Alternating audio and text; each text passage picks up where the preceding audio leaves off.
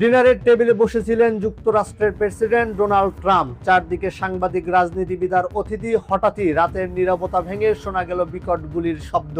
একজন নিরাপত্তা রক্ষীকে কাছ থেকে গুলি করা হলো, কিন্তু অবিশ্বাস্যভাবে তার বুলেট প্রুফ ভেস্ট তাকে বাঁচিয়ে দিল। আর মুহূর্তেই ধরা পড়ে এক সন্দেহভাজন, একজন 31 বছর বয়সী প্রকৌশলী। কিন্তু প্রশ্ন হচ্ছে, কে এই ব্যক্তি আর কেনই বা ট্রাম্পের অনুষ্ঠানে হামলা করতে গেলেন? ঘটনাটি ঘটেছে যুক্তরাষ্ট্রের রাজধানী ওয়াশিংটন ডিসি এর একটি হোটেলে, যেখানে চলছিল একটি বড় অনুষ্ঠান, হোয়াইট হাউস করেসপন্ডেন্টস ডিনার। এই অনুষ্ঠানে সাধারণত উপস্থিত থাকেন রাজনীতিবিদ, সাংবাদিক এবং ক্ষমতাধর ব্যক্তিরা। শনিবার রাত প্রায় 12টা 35 মিনিট সন্দেহভাজন ব্যক্তি হোটেলের লবিতে প্রবেশ করেন এবং নিরাপত্তা ব্যবস্থা এড়িয়ে ঢোকার চেষ্টা করেন। এরপরই শুরু হয় গোলাগুলি।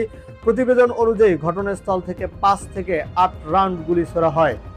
একজন নিরাপত্তা রক্ষীকে কাছ থেকে গুলি করা হয়, তবে তার পরা বুলেট প্রুফ ভেস্ট গুলিটিকে আটকে দেয়।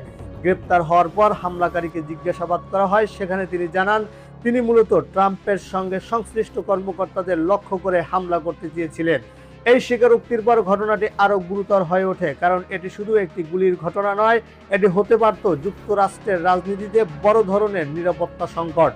হামলাকারী কোনো পেশাদার অপরাধী নন। তার নাম পোল টমাস অ্যালেন। 31 বছর বয়সী এই ব্যক্তি উচ্চশিক্ষিত একজন প্রকৌশলী। তিনি পড়াশোনা করেছেন ক্যালিফোর্নিয়া ইনস্টিটিউট অফ টেকনোলজিতে। সেখান থেকে মেকানিক্যাল ইঞ্জিনিয়ারিংয়ে ডিগ্রি নেন তিনি।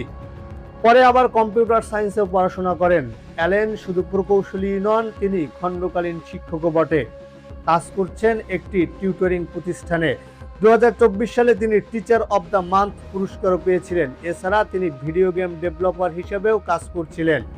স্টিম প্ল্যাটফর্মে তার একটি ভিডিও গেম তালিকাভুক্ত রয়েছে। অর্থাৎ সব দিক থেকেই তিনি ছিলেন একজন প্রতিভাবান তরুণ। নিরাপত্তা বাহিনী তাকে গ্রেপ্তার করেছে। এখন তাকে জিজ্ঞাসাবাদ করছে মার্কিন আইন শৃঙ্খলা রক্ষাকারী বাহিনী।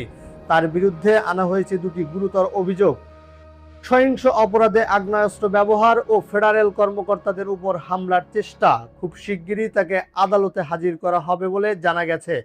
যিনি শিক্ষক এবং প্রযুক্তি উদ্ভাবকও। কেন এমন ভয়ঙ্কর হামলার চেষ্টা করলেন তিনি? এটা কি রাজনৈতিক উদ্দেশ্য নাকি ব্যক্তিগত কোনো মানসিক সংকট? আপনার মতামত লিখে পাঠান কমেন্টসে। আর আন্তর্জাতিক বড় বড় ঘটনার আপডেট জানতে আমাদের চ্যানেলটি এখনই সাবস্ক্রাইব করে রাখুন।